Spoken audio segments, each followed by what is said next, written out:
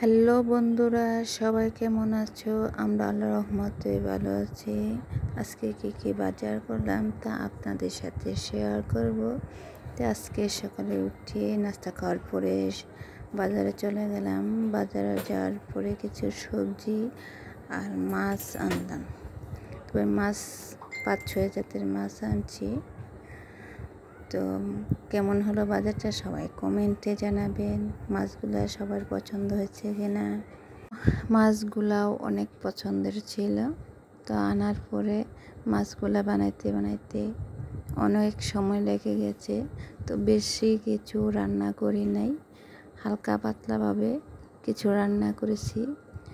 তো আজকে রান্না ছিল মিষ্টি কুমড়া ভাজি আর ছিল শিং মাছ বোনা। তো মিষ্টি কুমড়াটাকে আমি ভালো করে কেটে ধুয়ে নিয়েছিলাম।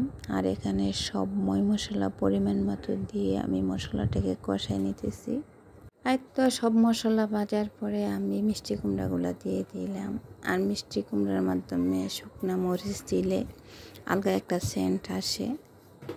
আর মিষ্টি কুমড়াটা ছিল অনেক লাল আর অনেক মিষ্টি, খেতে অনেক ভালো লাগছে ভাজিটা।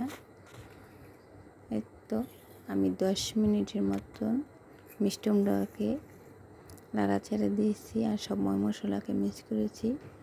তো আমার ভাজিটা রান্না শেষ। তারপরে আমার শিং মাছ রান্না। শিং মাছটা টমেটো দিয়ে আজকে বোনা করেছি।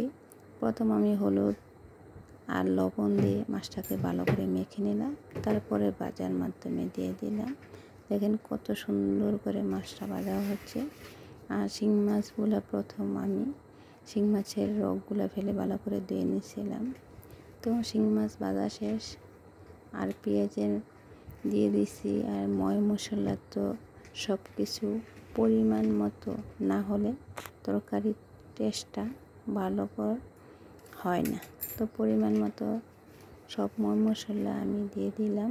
এখন ভালো করে মশলা দিয়ে এটাকে আমি কষায় নেব। তো আমার মশলা কষানো শেষ, আমি মাছগুলো দিয়ে দিছি।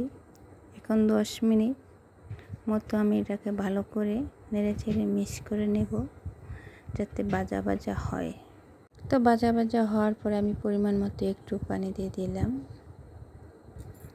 তো পানি দেওয়ার পরে দেখেন তরকারির কালারে বোঝা যায় যে তরকারিটা কেমন হবে। আর শিং মাছ বোনাটা সেরকম ছিল। এই ছিল আমার আজকে ভিডিও।